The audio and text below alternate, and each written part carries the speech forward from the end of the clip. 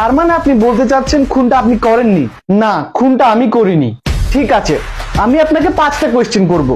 যদি 5টা কোয়েশ্চেনের আনসার হ্যাঁ হয় তাহলে খুনটা আপনিই করেছেন। ফার্স্ট কোয়েশ্চেন, আপনার নাম কি সৈয়দ আজমল?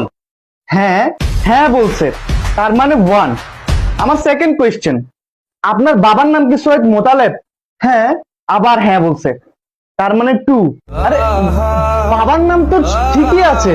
আমার থার্ড কোয়েশ্চেন, আপনার মায়ের নাম কি হাফেজা খাতুন?